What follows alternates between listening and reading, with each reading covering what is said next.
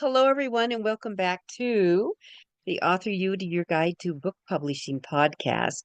And it's been a long time since we have done a show about this topic, so I'm kind of excited because a lot's going on. And as we kick off, I always want to thank our many sponsors, including NZ Graphics, Nick Zellinger, who was with us last week. And we had a lot of fun with books, and covers and some of the evolutions that are happening now.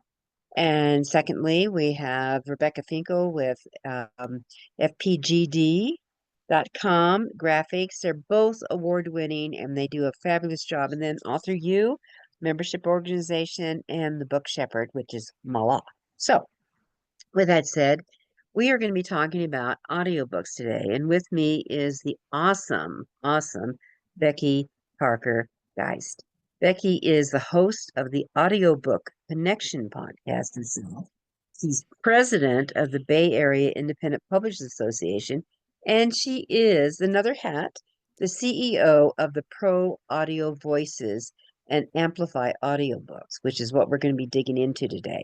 She provides both audiobook and podcast production, distribution, and the magic word marketing, which is what, we're all waiting to have the angels descend and come around us. So, Becky, thank you for joining us for this hour so we can be enlightened, sharpened, refocused, revamped, repurposed, and everything, and how we use audiobooks, why we should use audiobooks, and everything else. So, Well, thank that's where you. we're going to start, I guess. Great. Thanks so much for having me with you. I'm glad to be here. Yeah. Yeah. All right. So, um, well, I'm going to ask you, what got you into audiobooks? Oh, well, I have always had a deep passion for theater, and even from when I was a little kid, we had this little Yogi Bear record, and I would Yeah. imitate the Yogi Bear, all the little voices, Boo Boo, and Ooh, you did. I did. I just loved that. I probably drove my family crazy, but um, so then off, got up into my late teens, went off to college, got my degree in theater, got my master's in acting, and one of my first jobs out of grad school was talking books for the blind. And it was like I had just magically landed in the place I was supposed to be. So Wow. um, I was there initially, and most of the folks that were narrating for talking books for the blind, which was through the Library of Congress program, and it was all contract by contract, so you get one contract at a time, and that's the way it works. Well, very quickly, I was told that I had become one of the favorite narrators of the listeners, and so they hired me full time.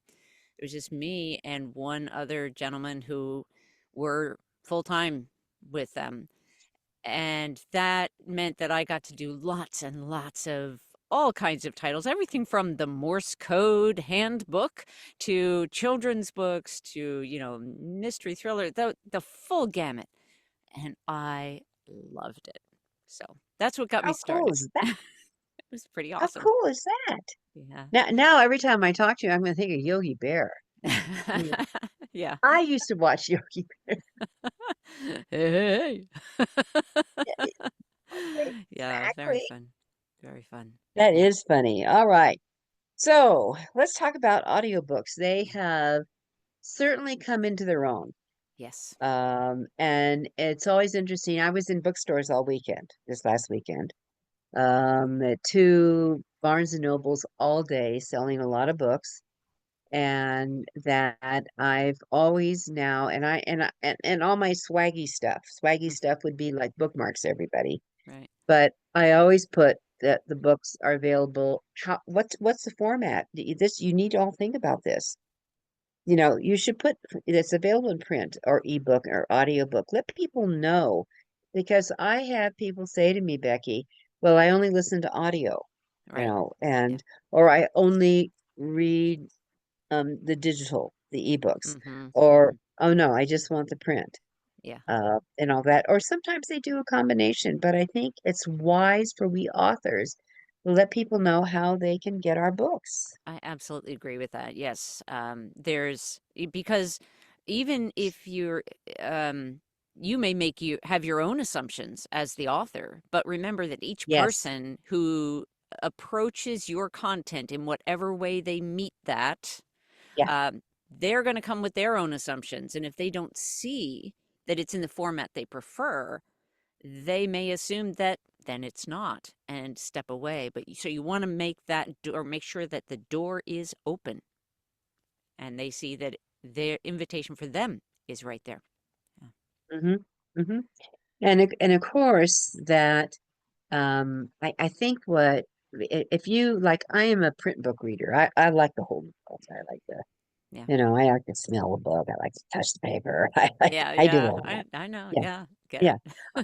I am not an ebook reader, but Mhm. I knew early on that if I didn't have them available, then people didn't have the choice. And the same with the audiobooks. Right. And do that. Now I know that AI is coming in. It's all over the place. I've I would say 90%, no, oh, well, really all my books, I've been in studio with them, which is what you do, Right. that That's right. you're working live. So what are some of the differences? And Yeah. why should people really consider having either for nonfiction, for my nonfiction books, I always did my own narration Hmm. on that.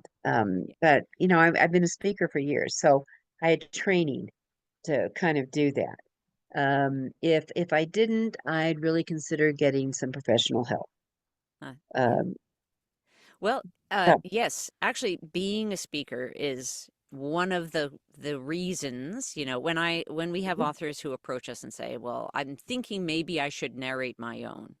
Um, I'll ask them why, because I think it's important to understand and because as a speaker, more often you're going to have that training, as you said, and that's mhm, going to make a huge difference, right? There are also people who will say, "Well, I have theater background, I have training as an actor." Okay, that's good. huge. That's going to help you. Um, and so, so that question of whether the author is the best narrator is always a valid question, right? And Mm. the Yes. circumstances are going to be different, and no author should ever feel like, oh, I have to read my own book even though maybe I don't want to or I don't feel comfortable doing it Mm, or whatever, because just remember that you're developing all these skills as an author. They are no, not the same skills as the storyteller performer, right? They're no. different set of skills. So yes, many authors such as yourself have developed both of Mm, those sets of skills, mhm, but it's not mhm. common. And so, authors should be open to the question of who is the best voice for my book, right? Yep. And then Let your ego go away. right, Let right. your ego Let go it, away. yes, exactly. And then the question of AI, I find it's disturbing in many ways. And I'll talk about why I find it disturbing. I think the big picture, why I find it so disturbing, particularly that audiobooks are being read by AI, has to do with the fact of our humanity and what stories are and how Mhm. we as humans communicate with each other. And I think that um, so I have a kind of a larger philosophical thing, but now I will just I'm jump with. to the Oh, I'm with you. I'm yeah, with you. I'm on your. yeah, I'm on your side here. yeah. Think also about the fact that we as creators, as authors, as narrators, we're all working in the creative fields. And what kind of worlds do we want to be creating together? Do we want to be supporting each other in that process and and helping to create great works together? Or is it all about, oh, I can save a little money if I do it this other way? So that's just a factor. yes, it is cheaper to do it with AI, but the quality matters, right? So when we listen to an audiobook, um, the we can tell usually in the first minutes of that listening whether whether we're going to, choose to get it or not, choose to buy it or not, or to rent it, or whatever the model is, right? And if you so AI, yes, it's come a long way. Has it gotten all the way to really sounding genuinely, absolutely human? No, it has not. And, we can argue whether it can get there or not, but still, there is something fundamentally, I'll use the word spiritually to define this mysterious essence of who we are as people, and the importance and value of that one-to-one, which is the narrative voice to the ear of the human listener, the human narrator to the human listener. I think it makes a huge difference, and Mhm. and is really important. So I Mhm. we at Pro Audio Voices will not produce with AI. It's against our core values. And for Amplify Audiobooks, which is our distribution platform, it is not for AI narrated projects, regardless of where you get it produced. You can Mm. get your books onto Amplify Audiobooks, and use that platform, and we can talk more about that. But it's not for AI narrated projects for that same reason. It is against our core values. So Mhm. those are some things to think about. Um, so far, I've only had one author who came to me and said, "Well, asking about AI," and I said, "Just no, sorry, not here." We don't do that. We don't do that. We care we care more about people uh, than How long, will it how would long allow does it us. take? Uh, If someone brings you a project and they decide no, they want the human factor, mhm. are you aware that the Authors Guild now has a badge that they got out to its members that we're putting on, like, on our copyright page that our books have been our human voice Oh books? no, I wasn't aware of that. Thanks for letting me Uh, know. Oh, that's yeah, good. have Yeah. created with human intelligence, Yes. you know, Right. you which has been in fact, another side before I get into cost, another side was I was in the bookstores this weekend, and one of our authors had said she had uploaded her entire book to Chat GPT, which always alarms me. Right. And she was just amazed at some of the feedback it gave about with some different marketing ideas that she didn't even realize her book maybe contained. And this was a kind of a new agey book, Mm-hmm. transformational type of book. Okay. And and I said, well, is it okay with you now that you've given your book for ChatGPT to use for training? Right. It's bots. Yeah. And Yeah. and she looked at me like the deer Oh yeah. Yeah. in the head. She said, what do you mean? I said, when you upload your stuff, you're now sharing with Yeah. everyone else.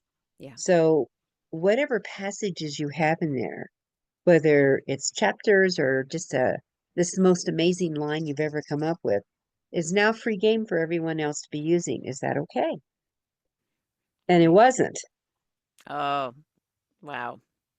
That's hard. Um, Yeah. but, We are but now the horse is out of the door. That's right. That's right. We have just started adding to the closing credits of audiobooks that the text and audio may not be used for training as a protection, because Good idea. my understanding is that the bots will pick that up at two and go, "Oh, okay, we can't use this." And Well, I also had one of my long-term friends and colleague, author, who got contacted by, I don't know if it's Penguin or random or which division of which Mm-hmm. house, but she's been publishing with New York, and they offered her a few $1,000s to if she would allow them to submit her award-winning over 1 million sold books to the this format now to be used. And I said, well, how do you feel about that? Mm. She says, well, it's been ripped off in so many ways. And I said, well, Suze, you could think about it as a one time. You go, well, all right, they're Yeah. offering you a few $1,000s, or you can resist. It's up to Yeah. you. Yeah. Yeah. I know it's these But now, these are tricky times. I hear a lot from authors about how, oh, I plugged in this thing and oh, so excited about the results. And uh we have a client currently who's doing some changes to his manuscript, and he mentioned on a call of that he had put it he was using AI for an aspect that was like, and a red flag went up for me. I was like, okay, if he's using it for any of the content of his text, then we need to have a notice in there, um in the credits about that. Just authors need to understand that mhm. it's a complicated thing, and with it comes with risks. So yeah. Well, I have not used AI in I my haven't writing at all. I haven't either. Um, And don't I'm intend to. just kind of stay with the creative, what I come up with, Yeah, side of things. So, yeah, all right. So you talk about red flags sometimes. yeah. So what should we do when we're thinking about doing an audiobook? Mhm. And maybe before we even answer that, let's talk about the market. What's the market? What are people willing to pay? How about some pricing ideas? And Yeah, can we control the pricing at all? yeah. So those are great questions. And each one, let's see, let's start with, well, let's talk about the control of the pricing, because then we can talk about how, strategies for pricing, right? So, Okay. um, we always encourage our authors to go for the broadest distribution possible. And so that means that, not only that you're not going to use ACX, which is the one that everyone's heard of. The reason you've all heard of it is because it's Amazon, and Amazon has a huge marketing budget and reach, right? So, um, but ACX is also limiting you. So it limits you to Audible and iTunes. Yes, they're the biggest market, but that doesn't mean that's where you should be selling. Okay. And I'll talk a little bit, um, further in about some other reasons why. Um, but you want to have a broad distribution. You want to be at Barnes and Noble. You want to be at audiobooks.com, some of the other larger platforms like that, Libro.fm. Uh, these are good audiobook distribute or retailers. And you also can get your books into libraries. And I was just reading a report actually this morning about the increase in library use of audiobooks. And you do get paid on those. It's typically a Mhm. smaller amount, but more frequent, but it grows, so it's more than just selling a single copy. It's actually more of a Yeah. rental basis. So it's a good idea to be out in all the places where your listeners might go looking for you. And so we use Authors Republic as our digital distributor to go that way. And you can, um, that's one side of a two-pronged approach. That's for that broad distribution, also gets you onto Audible. Uh, you can suggest a price on Authors Republic, and many retailers will choose to use that. Audible is going to do their own thing, whatever. Here's the thing is you can make that suggestion, but you don't have any actual control over what they choose to sell it for. They could double that price. They could drop it down to practically nothing. They can do whatever they want. It's their retail platform. So we created Amplify Audiobooks to address the problem of both not being able to control your pricing, but also that control of pricing is also related to things like, oh, I want to put my book on sale, or I want to offer a discount code, but maybe not necessarily 100%. Maybe I want to do 20% or 50% or whatever. Mhm. Those Mhm. marketing tools that we can use, and then use the fact of the sale or the discount code to do all kinds of awesome promotional and marketing things, right? Campaigns. And so we created Amplify Audiobooks so that you could do uh, several things. You can control the pricing from the outset. You can run promotions. You can do any kinds of discount codes. And then there are some other really huge benefits that we wanted to address. One is how much you earn from it. So Mm. on Audible, for example, or on ACX, they'll tell you that they pay 25% for non-exclusive contract with them. But they don't say 25% of what. They're Mm. assuming that you're going to assume 25% of what they sell it for. But that's not true. It's Mm. 25% of the net.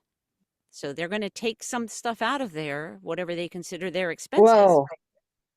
And so I've done a bunch of research on this, and they're not transparent about what that formula is, but it typically works out to be closer to 17% of what they sell it for.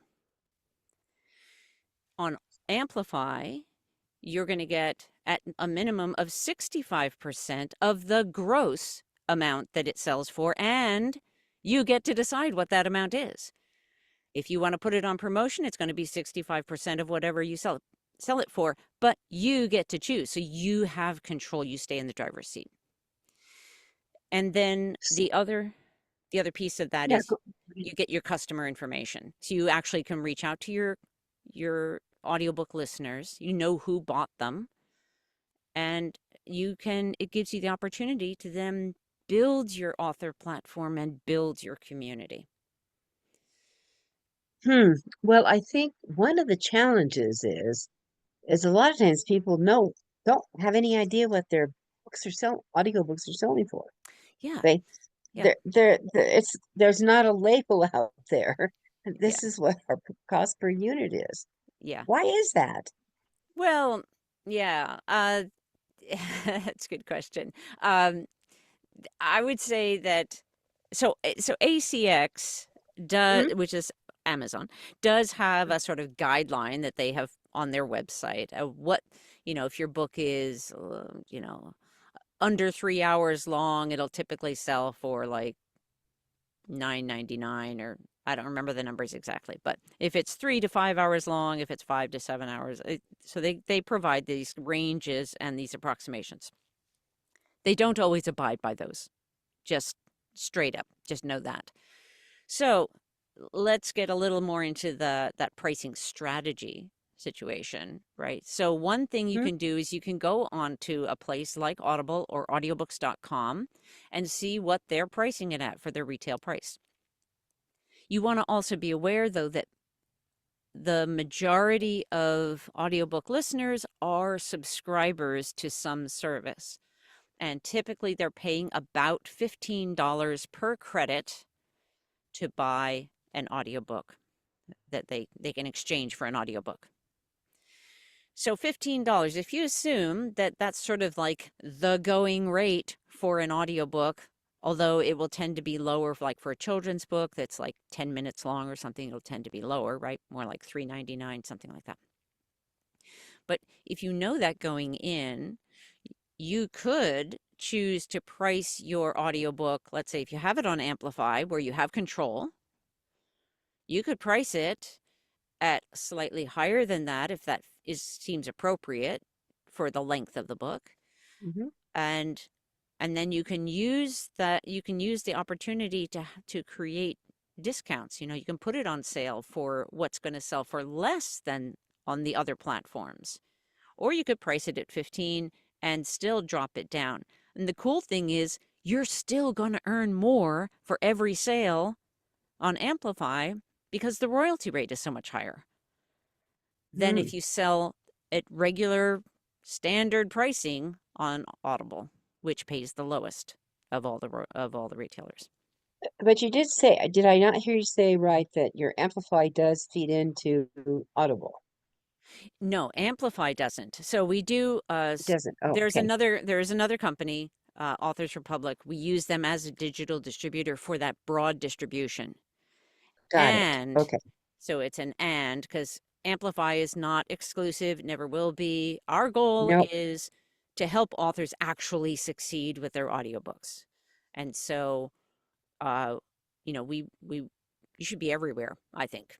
Be wherever your people are going to be looking for you, right? But then when when you have on your website, we always want the links to buy, right? On the website, that that link to buy for your audiobook should be sending them to Mhm. Amplify. If they're a subscriber somewhere else, they're most likely going to just go to their platform they're used to and use their subscription credit to get your book. And it will be there, right? Because you've done the broad distribution with the way that I'm describing. But but when you direct them to Amplify, it's going to be, if they buy through Amplify, it's going to be so much better for you.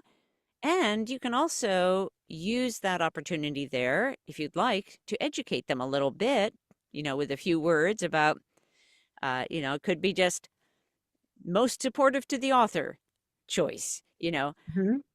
helping people to start to understand what is going on in the audiobook market because most audiobook listeners don't realize.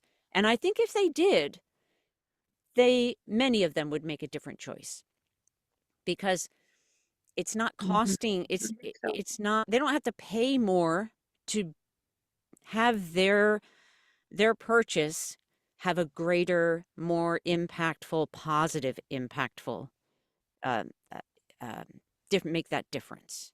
They can support an author much more. Yeah, I think one of the challenges is if they do go create the audiobook Hmm. is you're going back to the very beginning. ACX was the gorilla Right? out there because of Amazon. Yeah. And back then, I can't remember in the beginning, there was like a contract you had to sign for a lot of years. 7 years. Yeah. Seven, yeah, I remember doing this. Yeah. Hmm. Sure. 7 years. And it was, yeah, when I started also, ACX was kind of the only option. They're just no one else had really caught Right. up, right? Yes. And Yes. it was 2015, I believe, that Authors Republic. It was actually audiobooks.com at the time that started this alternative service. And I was so Huh. thrilled to have an option. And then they actually sold this aspect of the business, and so it came under different ownership, but it was, you know, um, it Hmm. was good. It still is good. So they're based in Canada. They're a good company, and they get the widest distribution. So let's address the people who are with ACX. The Yes. 7 year contracts are a bypass now, but they still nail you, or I could be wrong. You're going to correct me if I am. For at least a year if you're going to If go with you're ACX as an exclusive. Is that right still, If or you're does that yeah, change if too? you're going exclusive, I'm not aware of it changing from the 7 years. Um, I would actually, It's down. yeah, I do know it's is it down? down. Yeah. Well, that's good. That's good. Yeah. And there, you can always request to shift to the non-exclusive contract, but they're not obligated to make that change for you. So, yeah, you can request it as long as you have not used their royalty share service. If you have, then it's complicated because you have to get the narrator's agreement. And in that case, then you Oh no. probably need to make some kind of deal with the narrator, whether you're going to kind of buy out their, their share or something. So as long as you have used a professional narrator where it's not yeah, where you've not used the royalty share option, Hmm? then you can request that and see what happens. If you've gone non-exclusive from the start, you're safe. No problem. But can you do that with ACX, be non-exclusive You can. from the get-go? Yes. Yes. Now, maybe that's the new thing. Was it always that way? I believe so. Oh, But I believe it was always an option. but I have to assume that an exclusive and a non-exclusive, there's a difference in pay. Yes. So so the non-exclusive, you remember when I talked about that 25% that's actually more Hmm. closer to Hmm. 17? With the exclusive, it's 40%, but and I don't know what the the actual is closer to. I can't remember it off the top of my head. But it's definitely lower than 40. So it's Hmm. again, they're counting on you assuming that it's 40% of what they choose to sell it for. And that's not true.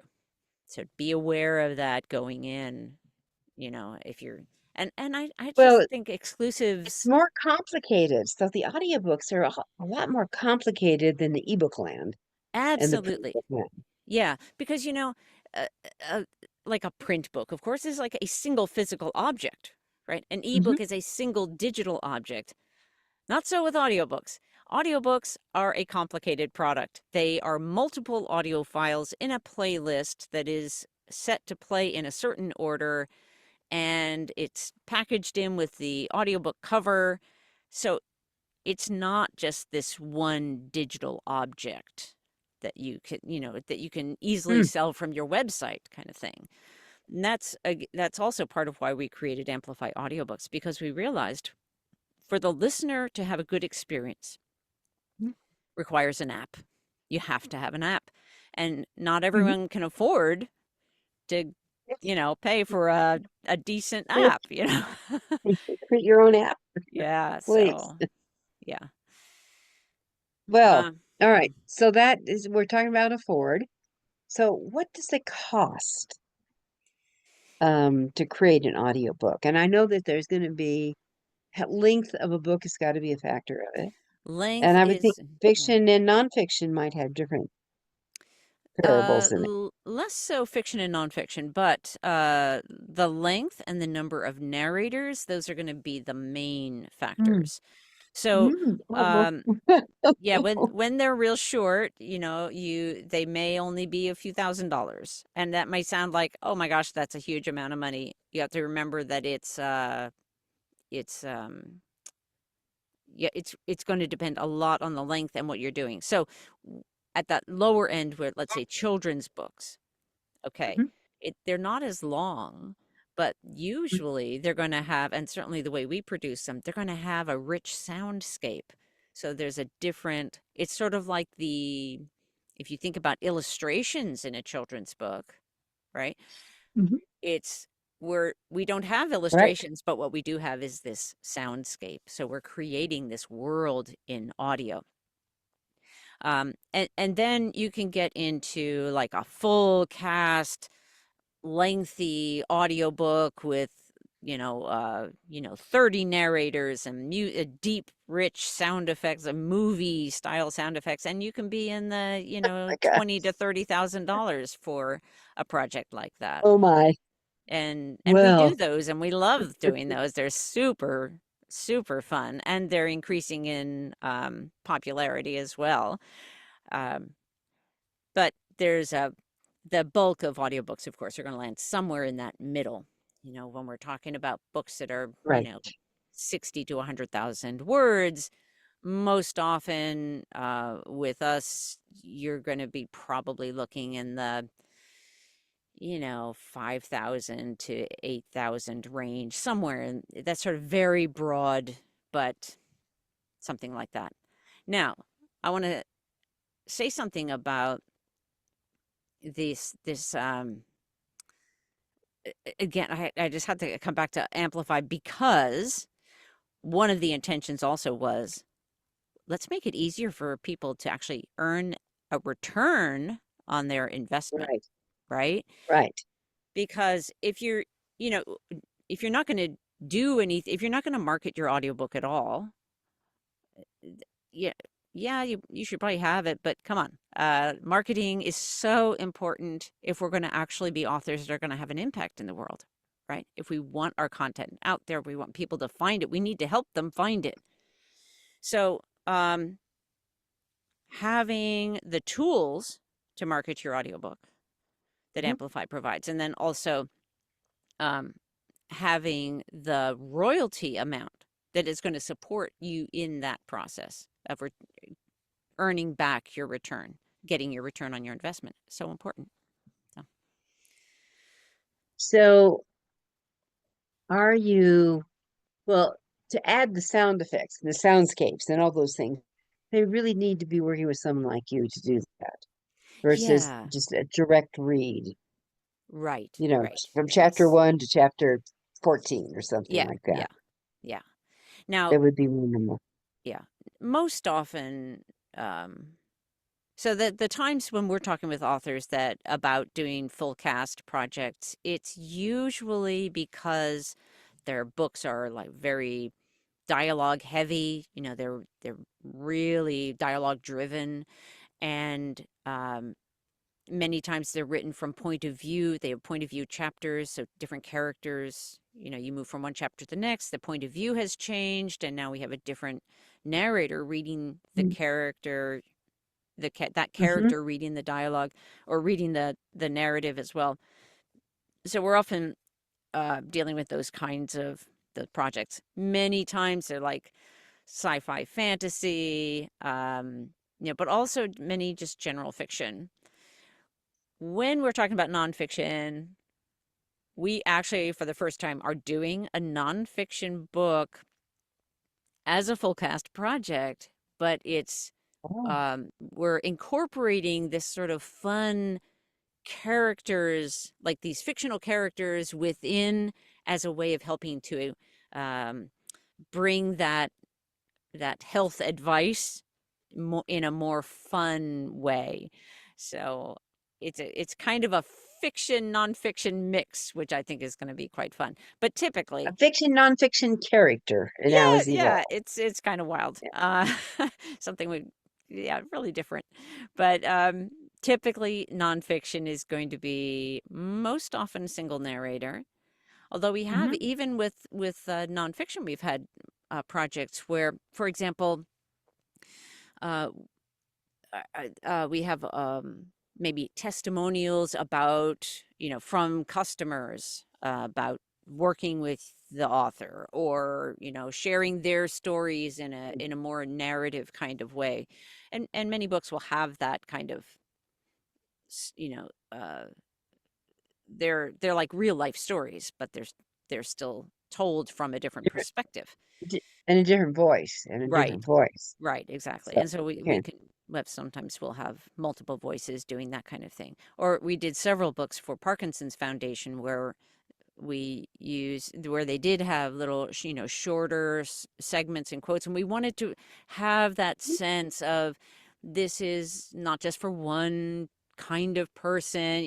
We wanted that feeling of, oh, there are people in all different walks of life and, cultural backgrounds and everything that are affected by this, and so it gave a different Does it flavor. does it does it take longer to do a book with multiple voices in it? It does. Yeah, it does. And Uh, do you bring them all into the studio at the same time at the taping, or is this yeah, is with multiple voices where it's not dialogue. So if they're just like on their own doing a thing, then we don't need to record at the same time. But when we do dialogue, we do get together online. So we have like a Zoom call running, but each person is in their own studio. They're recording into their own mm, DAW, their own digital audio right? workstation. And Right? so we're getting the quality of audio we need, and they're they are actually interacting with each other. So you don't get that kind of disconnect that can happen if you're doing it all like just one-on-one with a director or one-on-one in your own studio guessing how the other person would be saying their lines, which is, I mean, that's actually the way a lot of them are done. Not with us, but that's how a lot of those full cast projects are done, you know. That would scare me for disconnect. I was Yes, exactly. unless you have to have a really awesome editor to merge all this stuff, it seems to Well, me. it does take a lot of, yes, the editing, the post-production is significant with those projects. And I would think especially so. remember also that everyone's in there because every studio has a different sound, a different, there's a different room tone, right? And so Mhm. trying to get all of those to match as close as we possibly can so that the Mhm. listener is not detecting any difference when you go from one voice Mhm. to the next voice in a conversation. That's It's very like tricky. having a giant click. Oh, Yeah. okay. And Yeah. which is what you do want. All right, so Yeah. let's do a jump because I mean I think you're Mhm. giving quite a good background of this, but you had mentioned to me there's a lot of red flags and Yeah. questions that we need to ask to protect ourselves. Can you kiss on some of those? Sure thing. Yeah. So one of them is cost basis. And what I mean by Mm, that is what is very typical in the industry, audiobook industry, is that you will mm, pay on a per finished hour basis. And what that means is that when the audiobook is done, then you'll find out what it's going to cost you. So let's say if they say, oh, it's going to cost you $600 per finished hour, and let's say your book mm, is, 110,000 words, the longer the book, mm, the greater the risk. So keep that in mm. mind. Okay. Oh, Uh, all it takes is for that author or the narrator who maybe is reading part of it at, or, it starts out reading it at, say, 165 words per minute ish. And then over time they slow down a little bit and maybe by the end they're reading it at 140. Now suddenly your audiobook has lengthened, whether mm. intentionally or not. The narrator is going to get paid more and you're going to pay that difference. You're going to pay more. So it's a risky thing Mm. to do it a per finished hour. If your book is shorter, the risk is lower, significantly lower. So, if you're like 30,000 word book, it's not going to be a huge risk to take on that. But you want to know, you'll want to, so we do a project cost. We do a pre-production phase so we can get very clear, get the casting done, and we will lock that, we'll cap the narrator based on their audition. So we can control the cost for the client. So we'll, When they're fresher and reading at a faster pace, basically, yeah, because we yeah, all do. yeah, You know, I remember, yeah, one time I was in the studio doing the audio for one of my books, and the editor who'd been with me on some of the other books had said to me, so what's great about you is you come in, you end with the same energy that you started with. yeah, yeah. So, you have that because and which first time someone said that to me, and I asked him to explain. He says, "Well, usually by the time we get to the final third, they just want it over with. They're sick of it. They just want to get it over with." And it's like, bang, instead of pausing. Yeah, yeah. It's true. Mm, So when you're talking with somebody about producing, if they're saying mm, it's going to be a per finished hour and you have a long word length, I would, that's a red flag. So be careful. You okay. could ask them to lock in their quote. They're going to estimate also, and this is like standard in the industry, is they're going to use most often 150 words per minute. That's sort of mid-range. Well, if you have long, Mm, literally, if you have big words, a lot of big words in your text, if especially like if mm, it's nonfiction, you use a lot of big words, um, that pacing is going to be slower. So if they're giving you an estimate based on one amount and they haven't actually read your text out loud, even for a minute or two, which is what we do to kind of get a sense of where it belongs. It's just a guess in the dark in a way. And so so if they're not going to hold to that, if they're not going to live by their estimate, then be careful, especially Okay. if your book is longer. Yep. Another thing, let's see, red flags. Okay. Wait a minute. I had it right before. Let's see. Oh God. I understand those things all the time. Yeah. Okay. So there's the So, finished so while you errors. work on that, Yeah. how about I just ask you another question? Great. That'd be great. Is there a trick? Is there a trick to know if you're the right voice or you really need somebody else? I have a method that I would recommend for that. Yeah. Love it. Love it. So, Love it. read a couple minutes out loud yourself, at least a couple of minutes, Uh-huh. maybe 5 minutes. First Uh-huh. of all, Uh-huh. like, get a sense of, are you even enjoying that process? Because remember that you would be doing it for hours, hours on end. Um, and then if if you have somebody that anybody that's like a professional narrator, or we even do this for people who are prospective clients just to help them, get it figured out. Is like, I'll read the same passage so you can get a sense of, well, what's that difference in how it sounds. Um, we'll do that for authors, if they come to us and say, I'm not sure, but I want to figure it out. So that's one way to do that. And you can also then, once you've read it aloud, even if you don't have someone who is a professional narrator, you can bounce it off somebody that you trust will tell you the actual truth and be honest with you about whether they think what they think of the read. Mhm. So, yeah, that is a thing. Okay. Thank you. I remember now what that next thing was. And that is about finding out about changes and corrections. So, Oh, essential. That's yes, essential to know. right. Yeah. So if they deliver the audio to you and there are errors, they should be responsible for and willing to, at no additional charge, fix any misreads. The other So question is, an error primarily would be a misread, mispronunciation. right, mispronunciation Hmm. could be, yep. It Hmm. is, I will say, the more you can provide pronunciations in advance for words that are not like, you can't just easily go out Hmm. and research names. Unusual. Yeah. If you have a It's character name, sci-fi and fantasy comes into mind. Oh my yes, God. absolutely. That's right. Please use a valve. Please That's use a right. valve in your name. Right. If you have a main character whose name is spelled like most people would say Stephen and you want it said Stefan and you don't tell them, oh, that's brutal. Okay. So think about the words that need pronunciations and make sure that you provide those. Um, but then the other thing is, what if you listen to a passage and you think, oh, that character is supposed to be really angry there, but it doesn't sound angry at all. Or it says she whispered and they're talking really loud.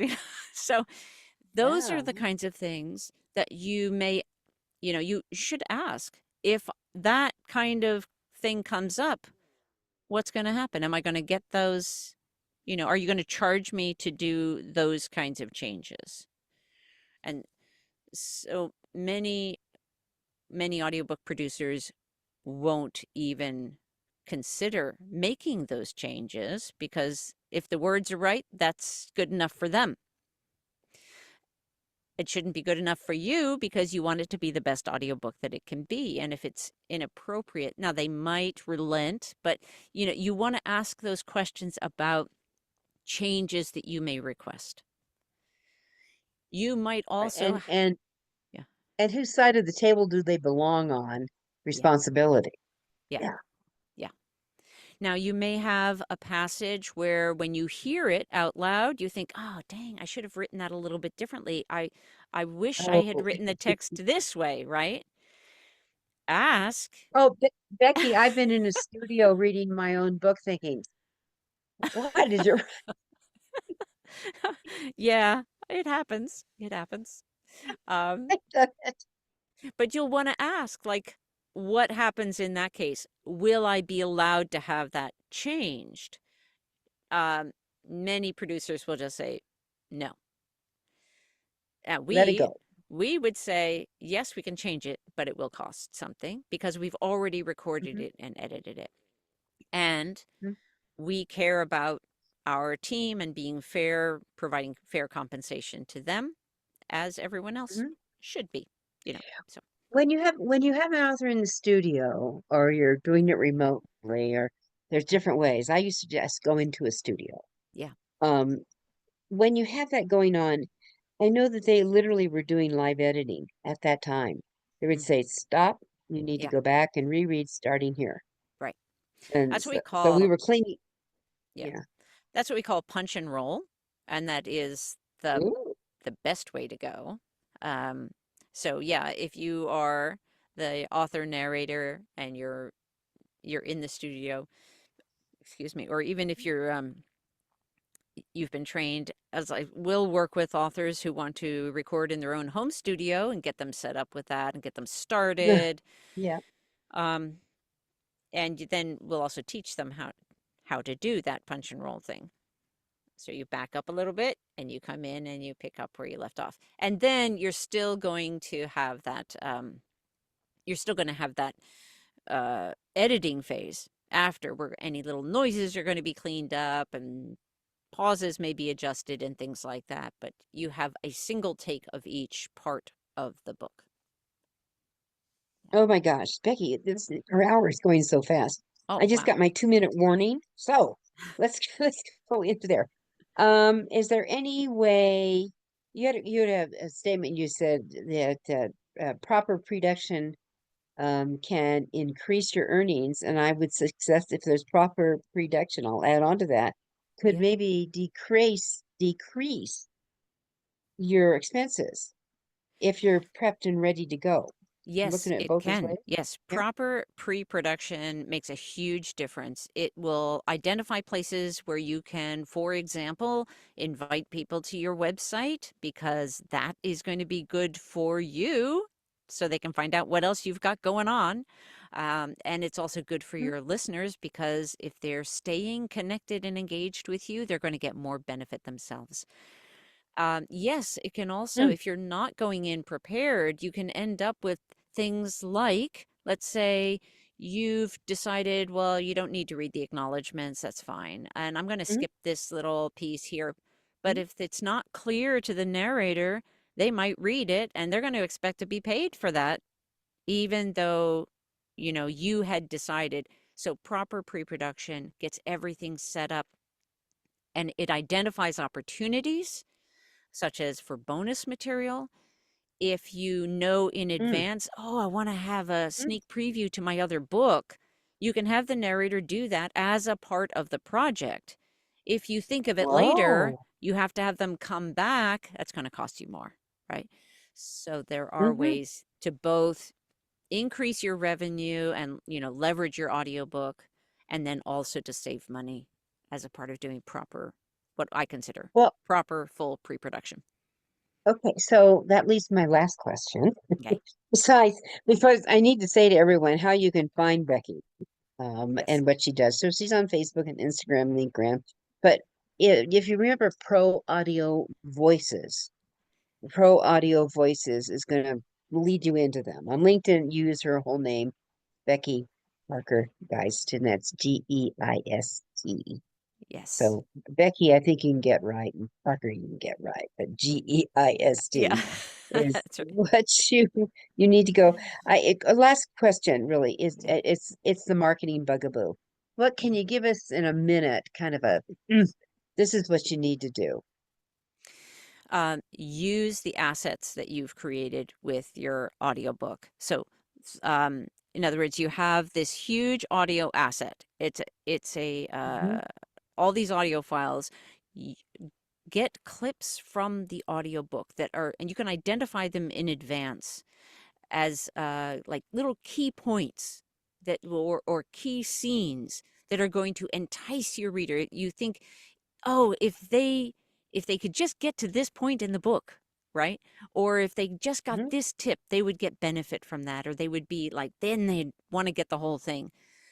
Get those audio clips and utilize those in your marketing. You can use them in social media as part of your email newsletter opportunity. That you send out.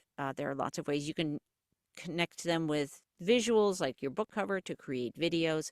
Um, so that would be one of my top recommendations. Mhm. Well, a lot's here. I think maybe we need to do another program, Oh, Becky, let's do it. and Yeah, really get there's so in. much. I would like to do a program actually on how to really step by step setting up the stages to market because Yeah. audiobooks growing. What percent of the market are they now? Oh, it's I don't remember the number off the top of my head, but it's growing. It just is growing, growing, growing. It has not slowed down. It is Mhm, and even as the that double digit growth that has been happening for over a decade, mhm. remember that each time we're starting with a higher number, and so that the percentage is even more significant. So, Right. yeah.